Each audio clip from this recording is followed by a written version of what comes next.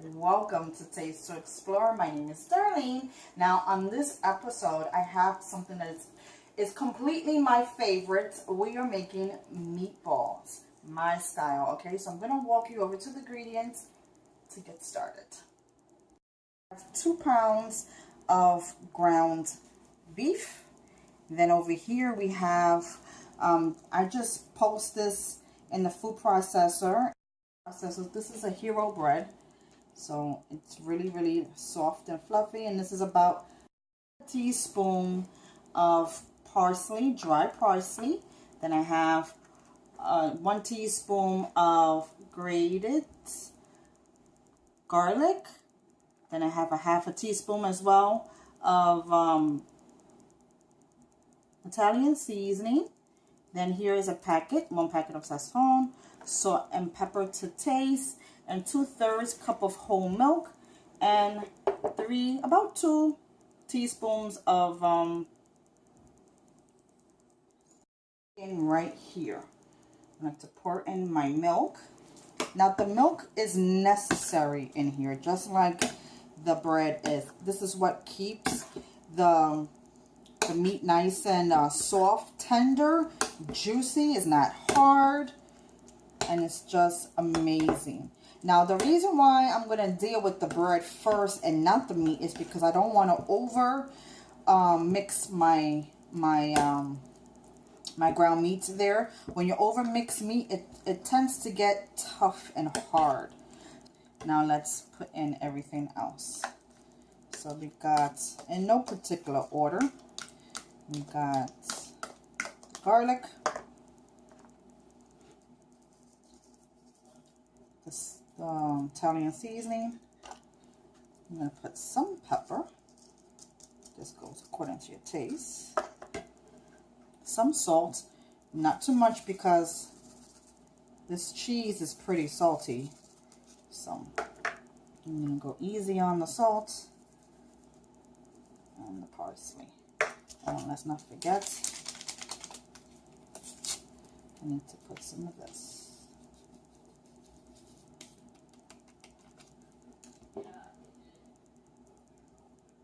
And then that's it. Pretty simple, pretty easy, but very delicious. Let me tell you, there's so many ways to do meatballs, and I'm going to bring you tons of other ways because it's just simply delicious, and you can mess around with it. You can mess around with the recipe and make it different and tasty each and every time you make this.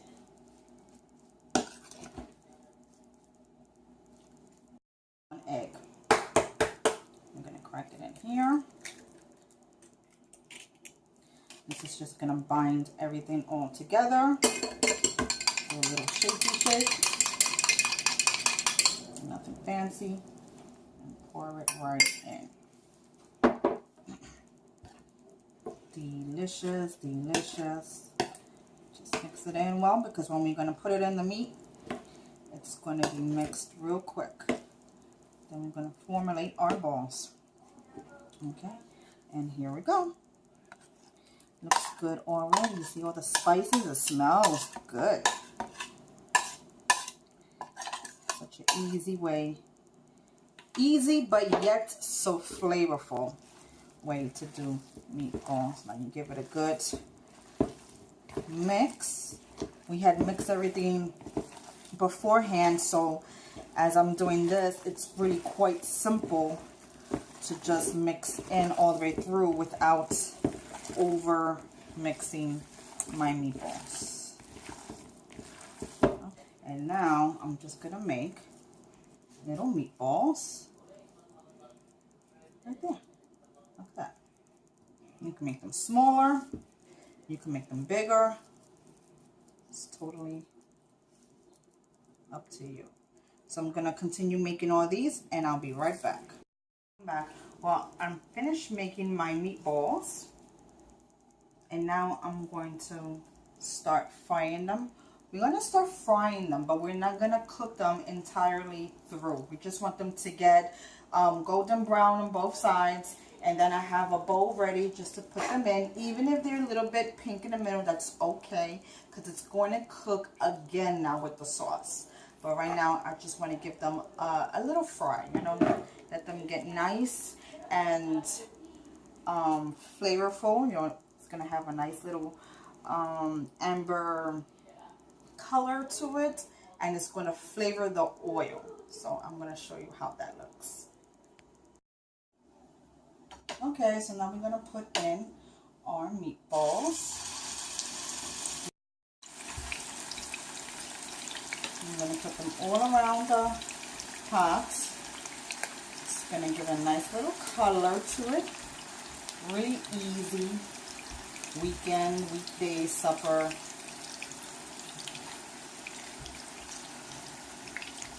Okay, so I'm just going to crowd my pot just a little bit. It's really just to get a nice little brown coating, and then I'll show you how they look when they're all done. So now I'm taking out my second batch and allow them to cook each side for about 7 minutes or so, just until they get a little browned on both sides, not all 4 sides. So as you can see, some edges got a little bit more toastier than others, so just keep an eye on it. And it took me 2 batches to do, so you make sure you have a nice big wide pot to do this. And now I'm just gonna remove them out now. And look at that, all those bits that are in there. I do want to discard the oil. We don't need that much grease. And you know, sometimes the meat can sometimes throw out a lot of grease. So I discard most of the grease from the ground meat. And I just left like a tablespoon in there, and then we can actually put everything back in. I'll put everything back in, just leaving a tablespoon or less of its own fats that actually came out during the cooking process. I'm going to lower my heat down to medium low. And now these babies are going to cook nice and slow. Now, after I put all the meat back in the pot, right here, I'm going to put in my marinara sauce that I bought. You can use any brand that you like. And this is the brand I choose. And I'm actually going to put in about 1/3 cup of water. 1/3 cup of water in here. I'm going to put the lid on and let this cook nice and slow. My friends, 25 minutes later, it smells incredible. And that's it. So I'm just going to put it here in my plates. You can eat this with rice, pasta, whichever way you would like to complement this dish with. And for a taste test, I'm going to pick this juicy boy right here. Look at that. I don't know if you can see it, but it looks scrumptious. Let me pick that up with some sauce. Wow, it's really hot. You see? The steam is coming out.